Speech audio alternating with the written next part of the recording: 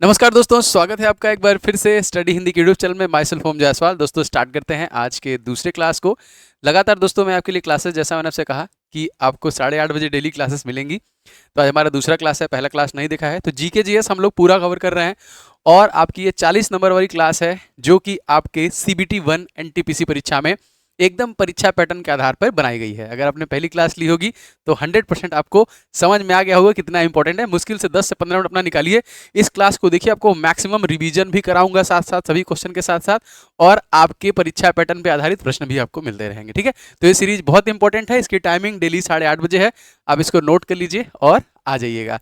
तो वीडियो को लाइक कर दीजिए, चैनल पर नए होंगे तो सब्सक्राइब करके बेल बटन को ऑन कर लीजिएगा, जिससे कि आपको क्लासेस के नोटिफिकेशन लगातार मिलते रहें। चलिए भाई स्टार्ट करते हैं। सब कुछ ओके है। पहला प्रश्न दोस्तों आपको यहाँ पे दिख रहा है, मैं कलर चेंज कर लेता हूँ, ब्लू। ठीक है, अब देखिए पहला प्रश्न है, राज्य सरकार को कानूनी विषयों पर कौन परामर्श देता है। ना, बहुत इंपॉर्टेंट प्रश्न है और प्रश्न आते हैं बहुत बार। इस क्वेश्चन का दोस्तों सही आंसर हो जाएगा, ये है आपका महाधिवक्ता। ए इज द राइट आंसर। ठीक है, तो कानूनी सलाह, कानूनी विषयों पे जो परामर्श देता है राज्य सरकार को, स्टेट गवर्नमेंट को, जो कि महाधिवक्ता देता है। बहुत इंपॉर्टेंट प्रश्न आया है ना। तो अब यहाँ से पूछ सकता है कि भारतीय संविधान के किस अनुच्छेद में ये इसका वर्णन किया गया है। ये इंपॉर्टेंट है। तो आर्टिकल नंबर 165 ये याद रखेंगे। तो देखिए संविधान के अनुच्छेद 165 में महाधिवक्ता से जुड़ी जानकारी दी जाती है। राज्य का महाधिवक्ता राज्य के सर्वोच्च कानून का अधिकारी होता है और राज्यपाल मंत्रिपरिषद की सलाह पर महाधिवक्ता की नियुक्ति की जाती है। ठीक है, तो राज्यपाल और मंत्रिपरिषद, आर्टिकल आपको याद रखना है क्योंकि पूछता है 165। अब यहाँ पे क्वेश्चन आ रहा है महान्यायवादी और नियंत्रक एवं महालेखा परीक्षक। तो आपका देखिए भारत के जो महान्यायवादी हैं वो कौन है, आर वेंकट रमणी, तत्कालीन जो है। और नियंत्रक एवं महालेखा परीक्षक का नाम अगर आपसे पूछेगा तो गिरीश चंद्र मुर्मू। ये इंपॉर्टेंट, देखिए इसी तरह सारे क्वेश्चन से अपडेटेड चीजें आपको डिलीवर करते चलेंगे, जिससे आपका रिवीजन होता रहे। ठीक है, तो महाधिवक्ता का आर्टिकल 164, सीएम का आर्टिकल आपको पता होना चाहिए, मुख्यमंत्री का आर्टिकल कितना होता है 164, उसके बाद वाला याद रख लीजिएगा, इसका 165 हो जाएगा। महान्यायवादी कौन है, आर वेंकट रमणी, और नियंत्रक एवं महालेखा परीक्षक कौन है, तो ये है गिरीश चंद्र मुर्मू। चलिए अगला क्वेश्चन देखते हैं। संसद की लोक सेवा समिति की बैठक में कौन उपस्थित रहता है। ठीक है, इंपॉर्टेंट है। तो संसद की लोक सेवा समिति की बैठक में दोस्तों संसद की बात की जा रही है। सही आंसर की बात करेंगे तो भारत का नियंत्रक एवं महालेखा परीक्षक ही होता है, जिनका नाम अभी मैंने आपको बताया। ये कौन है, गिरीश चंद्र मुर्मू, जो 8 अगस्त सन 2020 को कार्यरत हुए थे। और दोस्तों ये पहले किसी राज्य के उपराज्यपाल थे। आप राज्यपाल थे, कमेंट करके बता सकते हैं ना, क्योंकि अब जाके वो राज्य जो है जो कि वो राज्य हो चुका है। ठीक है, अब यहाँ पे देखिए, यहाँ पे कुछ और भी प्रश्न बन सकते हैं। जैसे अगर आपसे आर्टिकल, क्योंकि आर्टिकल का रिवीजन हम लोग साथ साथ करते चलेंगे, तो राज्यपाल की नियुक्ति किस आर्टिकल के थ्रू होती है, तो आप हमेशा याद रखेंगे आर्टिकल नंबर 155, 155। ठीक है, और यहाँ पे मुख्यमंत्री यहाँ पे बात की जाएगी तो 164 याद रखेंगे, 164। ये भी इंपॉर्टेंट पॉइंट है, तो इसको हम लोग क्वेश्चन के साथ रिवीजन करते चलेंगे। आगे बढ़ते हैं। बांके बिहारी मंदिर कहाँ पे स्थित है, बहुत फेमस मंदिर है, मैं तो गया भी था इस बार होली में वृंदावन में। Uttar Pradesh is the right answer. देखिए इस क्वेश्चन में करेक्ट आंसर हो जाएगा, और आप लोग को भी मौका मिलेगा तो जाइएगा जरूर, मजा आएगा। अब देखिए मैं क्या कर रहा हूँ, मैं एक सीरीज बना रहा हूँ, मतलब ऐसा कुछ पेड वेड नहीं अभी। ये सीरीज है स्टेट का। ठीक है, अभी तो मैंने एक बनाया, आपको दिखाता हूँ। उत्तर प्रदेश, बिहार, नई दिल्ली, पंजाब, 4 ऑप्शन दिख रहे हैं आपको। इनसे रिलेटेड जीके के प्रश्न बनते हैं। जैसे यूपी, तो यूपी के मुख्यमंत्री कौन है, ये है आपको पता है, योगी आदित्यनाथ जी हैं। ठीक है, ये प्रश्न बनता है। राजधानी अक्सर हमसे पूछता है, लखनऊ हो जाएगा। जिलों की संख्या दोस्तों कौन सी हो जाएगी, कितनी हो जाएगी, तो 75 जिले हैं, सबसे ज्यादा जिले हैं। लोकसभा की सीटें दोस्तों किसमें कितनी है, सबसे ज्यादा 80। राज्यसभा की सीटें कितनी है, सबसे ज्यादा 31। विधानसभा की सीटें कितनी है, 403, सबसे ज्यादा। तो इसी तरह आपको इसी क्लास में डेली बेसिस पे हर राज्य के बारे में 2 4 5 राज्य में डेली ऐड करूंगा, तो रिवीजन होगा। अब इसमें बहुत सारी चीजें बढ़ गई। सबसे छोटा जिला कौन है, सबसे बड़ा जिला कौन है, इसका राजकीय पशु कौन है, राजकीय पक्षी कौन है ना, ये सारे प्रश्न, फॉर्मेशन कब हुआ था, ये मैं आगे ऐड कर दूंगा। तो ये मुझे ऐसा लगा कि आपको बहुत हेल्प करेगा, इसलिए मैंने इसे लिया हुआ है। आपको हेल्प निश्चित तौर पर करेगा। ठीक है, चलिए आगे बढ़ते हैं। भारत सरकार द्वारा राष्ट्रीय खेल प्रतिभा योग खोज की योजना ये कब शुरू की गई थी, दोस्तों ये किया गया था 20 फरवरी याद रखेंगे 2015 को। जितने भी इस प्रकार की योजनाएं आई हैं मोदी जी के बाद, वो अब पूछता है परीक्षा में, आप उठा के देख लीजिएगा। चंबल परियोजना किस राज्य में स्थित है, चंबल क्या लगता है आपको, यहाँ पे देखिए दोनों में है ये फैला हुआ, तो यहाँ पे देखिए ए और बी दोनों हो जाएगा ना, राजस्थान और Madhya Pradesh is the right answer. अच्छा एक कॉमन है, राजस्थान के मुख्यमंत्री और मध्य प्रदेश के मुख्यमंत्री के नाम में स्टार्टिंग का एम कॉमन है ना, तो आप लोग जानते होंगे तो कमेंट करके बताइए ये कौन कौन से दोनों एम हैं। चलिए अब कुछ परियोजनाएं जो बार बार पूछी जाती हैं, जैसे किस नदी पर है, भाखड़ा नांगर परियोजना किस पर है, सतलुज नदी पर है। ब्यास परियोजना किस पे है, देखिए ब्यास नदी पर। दामोदर घाटी परियोजना दामोदर नदी पे। हीराकुंड बांध परियोजना महानदी पर है, उड़ीसा हो गया। चंबल नदी परियोजना चंबल नदी पर। तुंगभद्रा नदी परियोजना तुंगभद्रा पर है, ठीक है। कृष्णा नदी पर आपका देखिए सारे प्रश्न इस प्रकार से आपसे आते हैं, मैं धीरे धीरे रिवीजन कराता चलूंगा। आगे बढ़ते हैं। भारतीय संविधान के किस अनुच्छेद के अंतर्गत विधानसभा को विधान परिषद का सृजन एवं उसे समाप्त करने का अधिकार प्राप्त है? इंपॉर्टेंट है, आर्टिकल से एक दो क्वेश्चन 100% रहेगा 40 में, तो दोस्तों आर्टिकल नंबर 169 हो जाएगा, ठीक है। अभी आपने जाना कि 165 में कौन होता है, 165 में होता है महान्यायवादी, ठीक है। 164 भी मैंने आपको बता दिया था, 164 में होता है मुख्यमंत्री, ठीक है। और मैंने आपको 155 भी बता दिया था, 155 में होता है राज्यपाल की नियुक्ति, ठीक है, राज्यपाल की नियुक्ति। तो इसी तरह हम लोग रिवीजन करते रहेंगे तो याद होता रहेगा।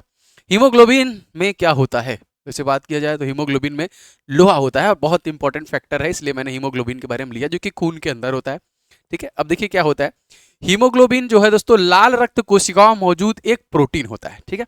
यह शरीर के अंगों और ऊतकों तक क्या करता है, ऑक्सीजन लेके घूमता है, ठीक है। ये ऑक्सीजन पहुंचाने का काम करता है, समझ लीजिए डिलीवरी करता है भैया, सब जगह पहुंचाता रहता है, ठीक है।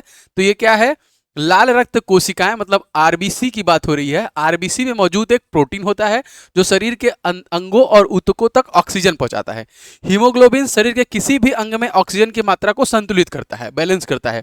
हीमोग्लोबिन कार्बन डाइऑक्साइड को कोशिकाओं से बाहर निकालता है और फेफड़ों तक ले जाता है। हीमोग्लोबिन रक्त के पीएच को भी नियंत्रित करता है, ठीक है।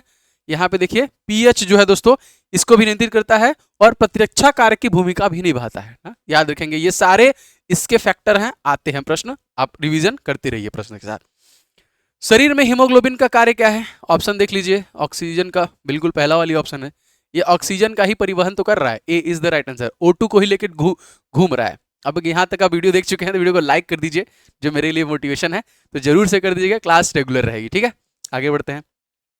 मध्य प्रदेश के मुख्यमंत्री, अभी मैंने क्वेश्चन पूछा था, तो यहाँ पे अगर अदर आप जानेंगे तो आप एलिमिनेट कर लेंगे। शिवराज सिंह चौहान पहले मध्य प्रदेश के थे, लेकिन अभी कौन है, अभी ये तत्कालिक कृषि मंत्री हैं, तो ये एलिमिनेट हो गया। एक नाथ शिंदे भैया महाराष्ट्र के हैं, ये भी एलिमिनेट हो गया। चंद्रबाबू नायडू अभी बने हैं आंध्र प्रदेश के, ठीक है जी हाँ, तो ये तीनों एलिमिनेट हो गया, तो एक ही ऑप्शन बच रहा है यहाँ पे, मोहन यादव, ठीक है, A is the right answer, ठीक है। तो यहाँ पे मोहन यादव हो जाएंगे। शिवराज सिंह चौहान जो पूर्व में मध्य प्रदेश के मुख्यमंत्री थे, लेकिन अभी तत्कालिक कैबिनेट में कृषि मंत्री हैं, ठीक है। नेक्स्ट क्वेश्चन देखते हैं, अकबरनामा के लेखक कौन है। बहुत बार प्रश्न आया, लेकिन इस प्रकार के प्रश्न हमेशा पूछे जाते हैं, अबुल फजल हो जाएगा, ठीक है, यहाँ पे डी। अब कैसे कैसे प्रश्न पूछे गए वो देखिए। हर्षचरित के रचयिता कौन है, यहाँ पे देखिए बाण भट्ट। श्रीमद् भागवत वेद व्यास। हुमायूं नामा गुलबदन बेगम। अष्टाध्यायी पाणिनि। अर्थशास्त्र चाणक्य। यहाँ देखिए unhappy India Lala Lajpat Rai. Discovery of India Pandit Jawaharlal Nehru. ये सारे रिपीटेड हैं, इसलिए मैंने लिया हुआ है। आगे बढ़ते हैं। 19वीं सदी के किस प्रख्यात उपन्यासकार और कवि ने पिंजर का लेखन किया था। जी हाँ, ये प्रीवियस ईयर क्वेश्चन है, तो अमृता पीरप हो जाएगा यहाँ पे। मैंने बोला ना, मैंने PYQS को भी ऐड किया हुआ है, जिससे कि आपको आइडिया लग सके कि कैसे कैसे प्रश्न बने हैं। और भी देखिए इस प्रकार के बुक एंड ऑथर से प्रश्न आएंगे परीक्षा में से। Courts of India Ranjan Gogoi. Unstoppable Maria Sharapova. Changing India Manmohan Singh. Exam warriors Narendra Modi, ये प्रश्न आ चुका है। Think and grow rich Napoleon Hill. और हिट रिफ्रेश दोस्तों ये किसका है, सत्या नडेला। ये सारे प्रश्न रिपीटेड है, आते हैं बार बार, ठीक है। आगे बढ़ते हैं। 24वां शीतकालीन ओलंपिक 2022 खेल का आयोजन यहाँ किया गया, ठीक है। तो 24वां शीतकालीन है, क्योंकि उस जीके का प्रश्न बन गया है अब ये, तो बीजिंग चाइना हो जाएगा। अब देखिए जैसे मैंने आपसे कहा कि मैं एक तो क्लास 8:30 बजे ले रहा हूँ, एक तो क्लास मैं 8:30 बजे ले रहा हूँ, और एक डेली टॉपिक आपको क्लास मिलेगा मॉर्निंग के 9 बजे। आपको कुछ नहीं करना है, बस आपको रिवीजन के लिए वीडियो को ओपन करके रिवीजन करना है, ठीक है। बहुत लोग कमेंट करें सर आप ही पढ़ाइए, ठीक है, मैं कोशिश करूंगा कि मॉर्निंग वाला ही मैं भी वीडियो दूं, लेकिन फिर भी एक दो टीचर हैं जिनसे मैं कोशिश कर रहा हूं कि वो भी वीडियो लगातार बनाते रहें। तो एक क्लास रात में 8:30 बजे, एक सुबह मॉर्निंग में 9 बजे। राज्य की विधानसभाओं में सदस्यों की संख्या किस अनुच्छेद में निर्धारित की जाती है? वंस अगेन अनुच्छेद आ गया, तो अनुच्छेद 170 में क्या कह रहा है? विधानसभाओं में सदस्यों की संख्या किस अनुच्छेद में निर्धारित की गई है, कौन से आर्टिकल में है? अब देखिए ये जो यहां पे लिखा हुआ है ये बार बार आया हुआ है, कौन सा? शिक्षा का अधिकार किस आर्टिकल में है? आर्टिकल नंबर 21 है। ग्राम पंचायतों का गठन किस में है? Article number 40। समान नागरिक संहिता किस में है? Article number 44। मौलिक कर्तव्य किस में है? Article number 51A। राष्ट्रपति पर महाभियोग आर्टिकल नंबर 61। क्षमादान शक्ति जो है राष्ट्रपति द्वारा दोस्तों आर्टिकल नंबर 72। और संयुक्त अधिवेशन दोस्तों आर्टिकल नंबर 108। अब देखिए राष्ट्रपति पर महाभियोग लग रहा है 61, राष्ट्रपति किस में है? आर्टिकल नंबर 52 में, ठीक है, तो ये याद रखिएगा। और ये क्षमादान कर रहा है 72। ये सारे आर्टिकल रिपीटेड हैं, बार बार आए हुए हैं, तो उनको मैं रोज पढ़ाऊंगा आपको, और इतनी बार पढ़ाऊंगा कि दिमाग में छप जाएगा, इस बात की गारंटी है, बस क्लास लेते रहिए। राष्ट्रीय विज्ञान दिवस फरवरी के महीने में बहुत इंपॉर्टेंट है, लास्ट डे कभी कभी 4 साल बाद आता है, 28 फरवरी, मतलब ये तो आता ही है इसके बाद वाला। अब यहाँ पे कुछ और इंपॉर्टेंट है, जैसे आप लोग का पहला क्वेश्चन है, आप लोग कमेंट करके बताते नहीं, सब लोग कमेंट किया करो, एक कमेंट किया करो, इसे लगे कि हाँ सब लोग क्लास ले रहे हो ना। 2 फरवरी को वेटलैंड्स दिवस मनाते हैं ना, विश्व आंध्र भूमि दिवस। भारत में राइट नाउ कितने आंध्र भूमियां हैं ना, जैसे हमने 75वां अभी मनाया, तो आपको मैंने हिंट दे दिया, लेकिन आप कंफर्म करके कमेंट कीजिएगा कितने वेटलैंड्स हैं भारत में। 2 फरवरी को मनाते हैं। 4 फरवरी को कैंसर दिवस, 13 फरवरी को विश्व रेडियो दिवस, 21 फरवरी को अंतर्राष्ट्रीय मातृभाषा दिवस, 28 फरवरी को राष्ट्रीय विज्ञान दिवस के रूप में मनाते हैं। आगे बढ़ते हैं। काकड़ा पार परियोजना, जी हाँ सही आंसर हो जाएगा इस क्वेश्चन में गुजरात, सी हो जाएगा सही, ठीक है। वंस अगेन वही सारी परियोजना जिसके पहले मैंने बताया था, मैं बार बार लिख इसलिए रहा हूं कि बार बार देखोगे, बार बार देखोगे, बार बार सुनोगे तो याद हो जाएगा। आगे बढ़ते हैं। संविधान के किस अनुच्छेद के अंतर्गत सर्वोच्च न्यायालय में मौलिक अधिकारों की रक्षा करता है? ठीक है, तो मौलिक अधिकारों का रक्षा आर्टिकल नंबर आपके देखिए 32। संविधान का हृदय और आत्मा कहा गया है इसे बाबा साहब अंबेडकर के द्वारा, ठीक है, ये इंपॉर्टेंट है। देखिए ये क्वेश्चन में मैंने पूरा सेंटेंस इसलिए बोला है, तो यहाँ पे 32 याद रखेंगे। और ये हमारे अनुच्छेद में, हमारे आर्टिकल में, ये हमारे संविधान में सारी चीजें हैं। आर्टिकल कितने हैं, भाग कितने हैं, और ये आगे बढ़ते हैं। भारत का प्रथम मुस्लिम राष्ट्रपति कौन था? ये क्वेश्चन जीके का है, बार बार पूछा गया है, तो डॉक्टर जाकिर हुसैन। अब प्रथम से हमारे एग्जामिनेशन में प्रश्न आते हैं ना, इसको बड़ा किया जा सकता है क्या? हाँ बड़ा, हाँ अच्छा कर सकते हैं, शायद अच्छा ऊपर कर सकते हैं, ठीक है। अब देखिए यहाँ पे भारत के प्रथम राष्ट्रपति का नाम क्या है, ये इंपॉर्टेंट है। तो भारत के प्रथम राष्ट्रपति का नाम बताने की जरूरत तो आप लोग को है नहीं, आप लोग को याद है डॉक्टर राजेंद्र प्रसाद। भारत के प्रथम उपराष्ट्रपति सर्वपल्ली राधाकृष्णन। भारत के प्रथम प्रधानमंत्री पंडित जवाहरलाल नेहरू। भारत के प्रथम शिक्षा मंत्री मौलाना अबुल कलाम। भारत के प्रथम अंतरिक्ष यात्री राकेश यात्री जो कि शर्मा है। भारत के प्रथम नौसेना अध्यक्ष एडमिरल पीजी। ये क्वेश्चन बार बार आए हुए हैं, तो वेरी वेरी इंपॉर्टेंट में है ये, ठीक है, तो यहाँ पे याद रखेंगे ये वेरी वेरी इंपॉर्टेंट में आपका है, और ये सभी प्रश्नों में आपको मिलेंगे। चलिए, संसद के किस सदन का अध्यक्ष उसका सदस्य नहीं होता है? ठीक है, उसका सदस्य ने, कौन से सदन का अध्यक्ष नहीं होता है, ठीक है, तो यहाँ पे देखिए राज्यसभा का हो जाएगा, ए इज राइट, ठीक है। राज्यसभा ऊपर है, लोकसभा नीचे है। राज्यसभा का आर्टिकल अगर आपसे पूछा जाएगा किस आर्टिकल में है, 80 में है। अगर आपसे पूछा जाएगा लोकसभा का आर्टिकल बता दीजिए किस अनुच्छेद के तहत है, तो आर्टिकल नंबर 81 है, 80-81, बस ये याद रखिएगा। हेलो, ठीक है। नेक्स्ट, आंध्र प्रदेश के कुरनूल हवाई अड्डे का नाम बदलकर किसके नाम पर रखा गया है? तो जितने भी नेम चेंज है वो सारे आएंगे, सही हो जाएगा इस क्वेश्चन में। नरसिम्हा रेड्डी, भाई कौन थे ये? देखिए उయ్యాలవాड़ नरसिम्हा रेड्डी एक भारतीय स्वतंत्रता सेनानी थे, फ्रीडम फाइटर। नरसिम्हा और उनके कमांडर इन चीफ वड्डे ओबन्ना ने 1847 में करनूल जिले में अंग्रेजों के विरुद्ध, देखिए अंग्रेजों के विरुद्ध विद्रोह किया था, उसमें ये शामिल थे। इन्हीं के नाम पे दोस्तों इनका नाम रखा गया है, कि उनको आप स्मरण कीजिए, नाम सुनेंगे तो यार कौन है भाई ये, तो बिल्कुल इन्होंने अपना बहुत बड़ा योगदान दिया है। चलिए, भारतीय रेलवे में ट्रेन गार्ड का नाम चेंज कर दिया गया, इसको ट्रेन मैनेजर कर दिया गया। इंपॉर्टेंट है, रेलवे से प्रश्न एक दो रहते ही रहते हैं। कम वाष्पशील उच्च क्वथनांक वाले जटिल उच्च हाइड्रोकार्बन का ताप द्वारा क्वथनांक वाले सरल हाइड्रोकार्बन में बदलने की प्रक्रिया को क्या कहते हैं? ठीक है, कम वाष्पशील है, उच्च क्वथनांक है, जटिल हाइड्रोकार्बन है, इसको कम क्वथनांक और सरल जो कि कार्बोहाइड्रेट में अगर चेंज करेंगे तो इसको क्या बोलेंगे, मतलब लोअर से डाउन करने की प्रक्रिया किया जा रहा है। सही आंसर की बात करेंगे भंजन। भंजन क्या होता है? भंजन धातु विज्ञान की वह प्रक्रिया है जहां पर अयस्क को इसके ऑक्साइड में परिवर्तित किया जाता है। ठीक है, साइंस से क्वेश्चन है। ठोस कपूर से वाष्प बनाने की क्रिया को हम लोग क्या कहते हैं ना, कपूर को आप गर्म करेंगे तो उड़ जाता है दोस्तों, इसको बोलते हैं ऊर्ध्वपातन। D is the right answer. Next question, Raisina की पहाड़ी कहां पे स्थित है? हमारा जो कह लीजिए राष्ट्रपति भवन है उसी पे स्थित है। सही आंसर हो जाएगा नई Delhi is the right answer ना। तो भारत की राजधानी नई दिल्ली के हृदय में स्थित है। इस पर यहाँ के राष्ट्रपति का आधिकारिक आवास कार्यालय राष्ट्रपति भवन स्थित है, नई दिल्ली, याद रखेंगे। हीमोग्लोबिन किसका महत्वपूर्ण घटक है? हीमोग्लोबिन जो है दोस्तों किसका है? आरबीसी का है। मैंने सबसे पहला क्वेश्चन ही आपको यही बताया है। इसका जीवन काल कितना होता है? 80 से 120 दिन। इसका होता है बस 3 से 4 दिन का, डब्ल्यूबीसी। और रोग प्रतिरोधक क्षमता, यही हमारा बीमारी होती है तो लड़ाई कौन लड़ता है? डब्ल्यूबीसी लड़ता है। और हीमोग्लोबिन का मैंने पूरा काम बता दिया, ठीक है, जो कि ऑक्सीजन का वाहक प्रोटीन होता है। इसकी खोज किसने की थी? तो इनका देखिए नाम है हुनफील्ड ने, सन 1840 में।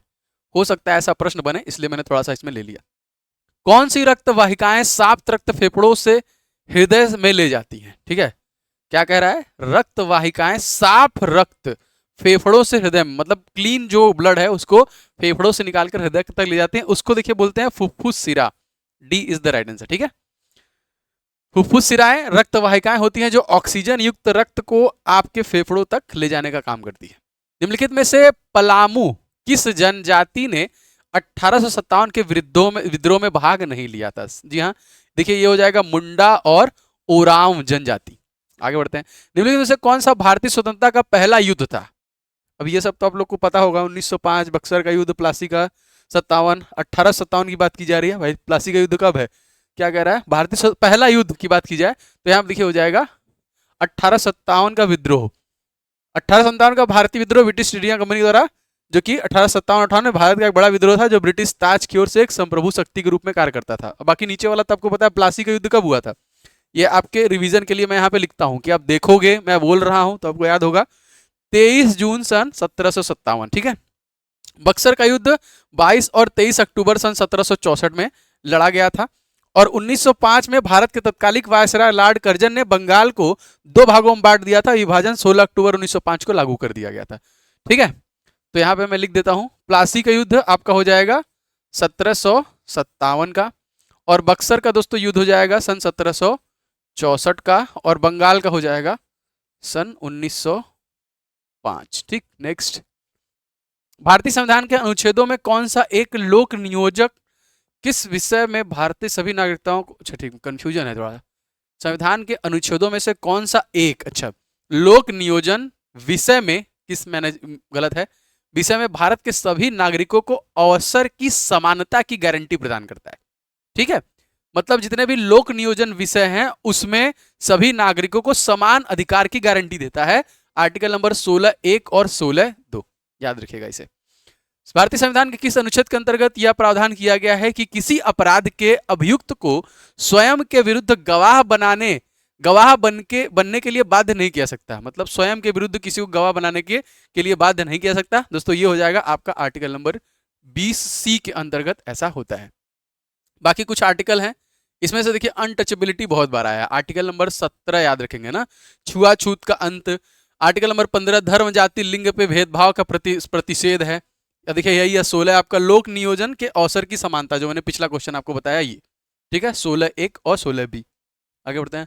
लोकसभा चुनाव में निर्वाचित होने के लिए किसी व्यक्ति द्वारा न्यूनतम आयु कितनी होनी चाहिए? बहुत आसान प्रश्न है तो दोस्तों, ये 25 वर्ष होना चाहिए। ए इज द राइट आंसर। आज की क्लास यहीं पे समाप्त करता हूँ। ये क्लास बहुत इंपॉर्टेंट है, डेली बेसिस पे लेते रहिएगा।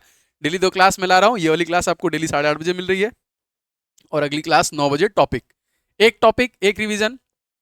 आने वाले समय में रीजनिंग की क्लास भी बढ़ा दूंगा, मैं एक लेके आऊंगा।